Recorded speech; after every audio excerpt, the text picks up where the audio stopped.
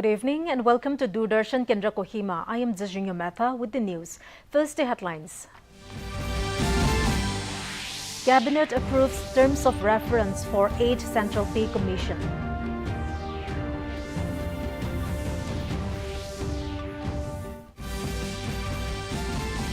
Pradhan Mantri Awas Yojana Urban 2.0 Mission Nagaland conducts second Awas Mela Shere under Angikar 2025 campaign.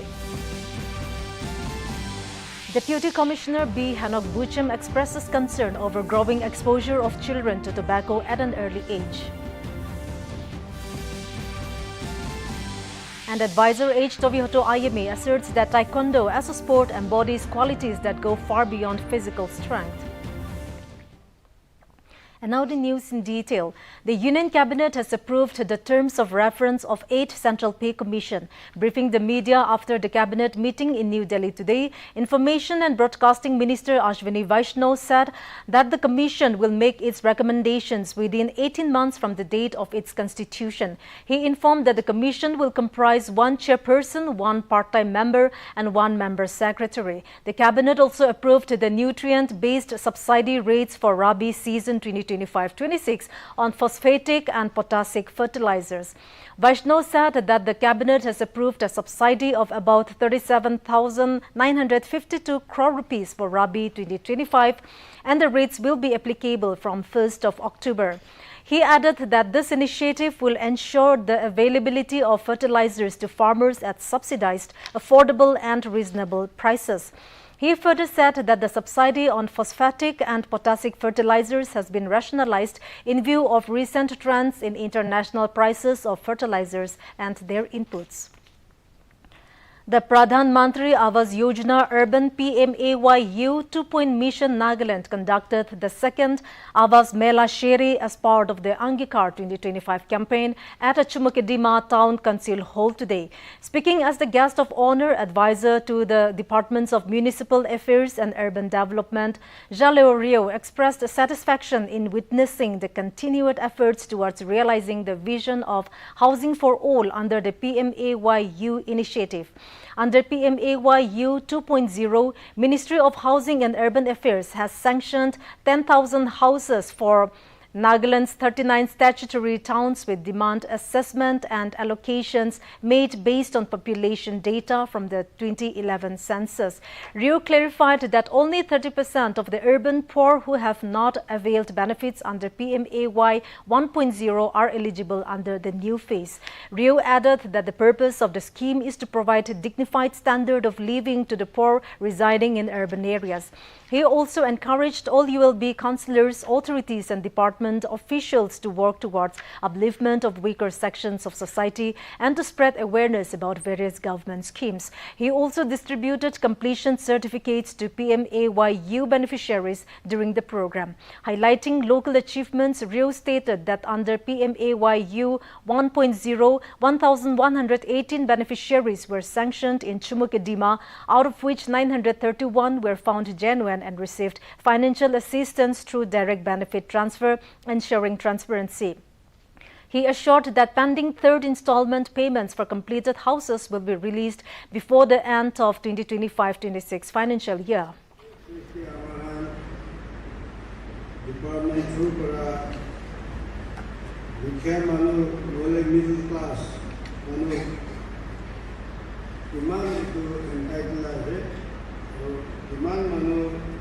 Right away, fulfill it.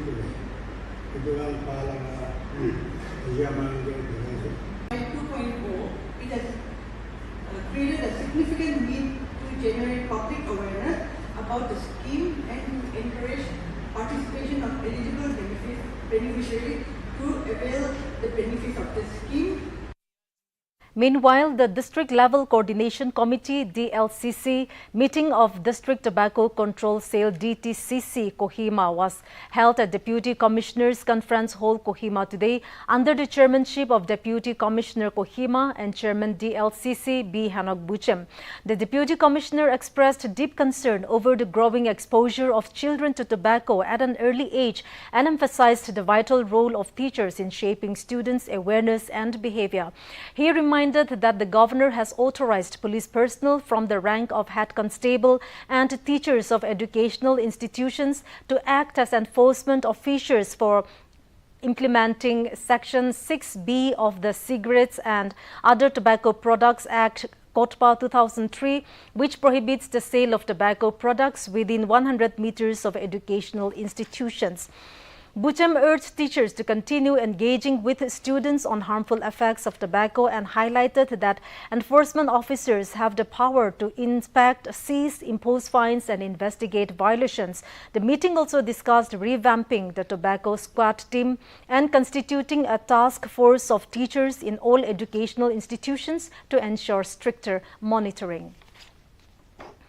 President Draupadi Murmu has stressed the need to take urgent and concrete steps to address climate change, underlining that it is affecting the entire world. Addressing the 8th session of the International Solar Alliance ISA Assembly in New Delhi today, the President highlighted that India is committed to combating climate change and is taking determined steps in this direction. She also mentioned that civilizations in India and across the world have long revered the sun as the ultimate source of life and energy. New and Renewable Energy Minister Prahlad Joshi and Director General of ISA Ashish Khanna also graced the event. Around 124 countries and over 40 ministers across the globe are attending the global event. An awareness program on intellectual property rights was successfully conducted at Pungro, Kipire today. The event was organized by the Indian Chamber of Commerce (ICC) in collaboration with the Ministry of MSME and Investment and Development Authority of Nagaland. A presentation on MSME Innovative Scheme and Role of Intellectual Property Facilitation Center was delivered by Assistant Director NER, Indian Chamber of Commerce, Guwahati, Pranjal Barua.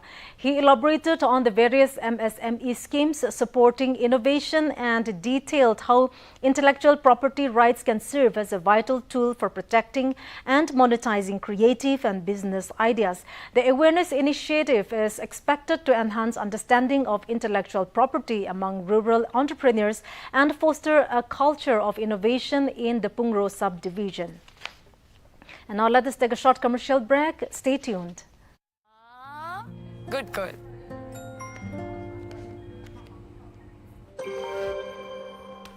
आगे salary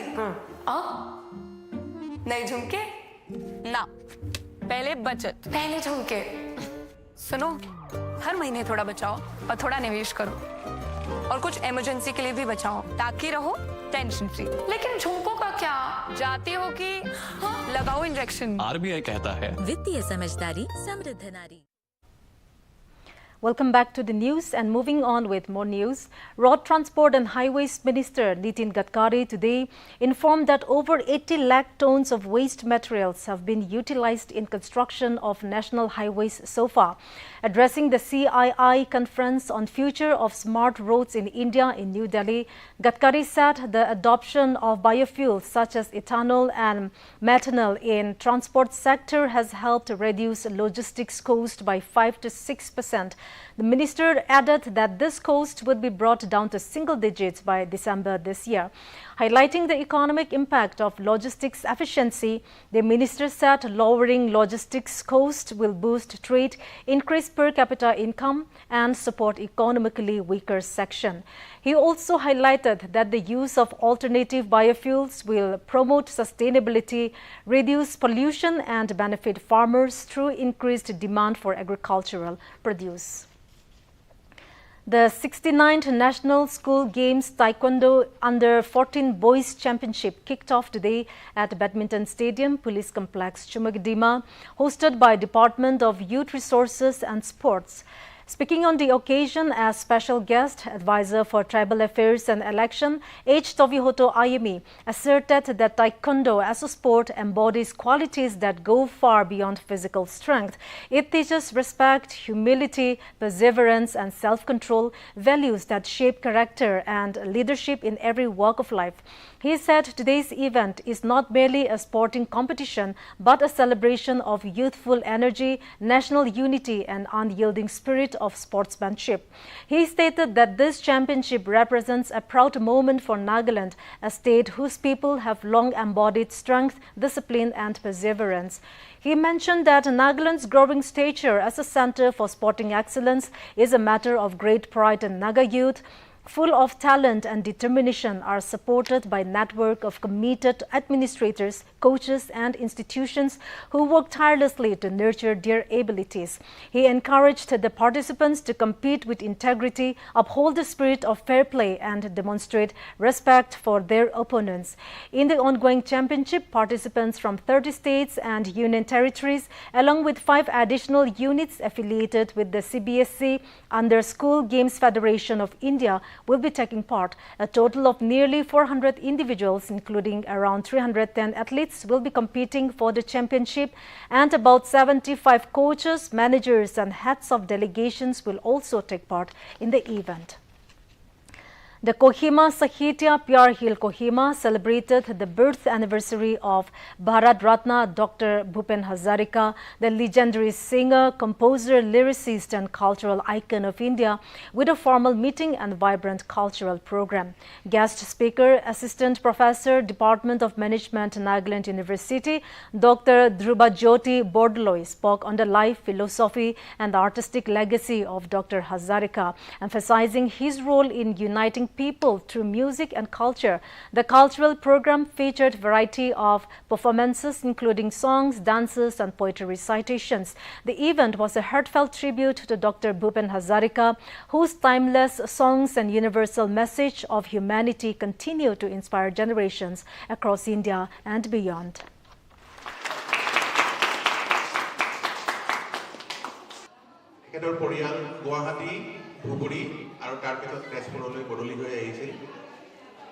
And at the age of 10 years,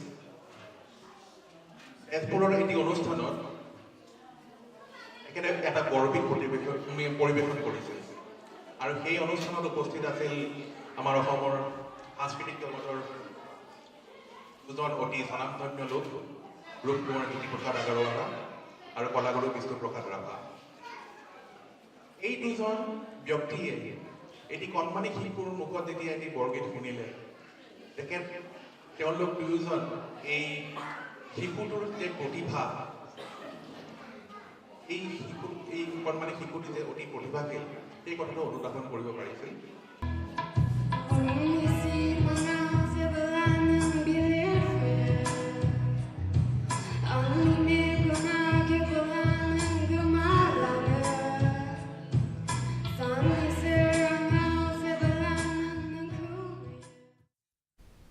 And now let us take a look at the weather reports of the district headquarters of Nagaland.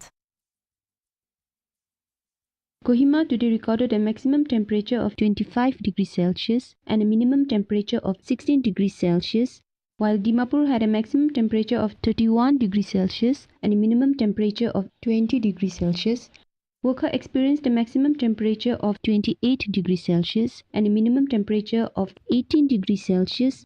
Mokokchung had a maximum temperature of 27 degrees Celsius and a minimum temperature of 16 degrees Celsius.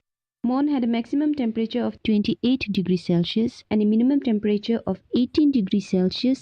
Towards the east, Twinsang had a maximum temperature of 22 degrees Celsius and a minimum temperature of 12 degrees Celsius. Zinabuto had a maximum temperature of 25 degrees Celsius and a minimum temperature of 14 degrees Celsius. Peg had a maximum temperature of 25 degrees Celsius and a minimum temperature of 13 degrees Celsius. That's all for the weather report. And to end the news, here's a recap of the main points. Cabinet approves terms of reference for 8 Central Pay Commission.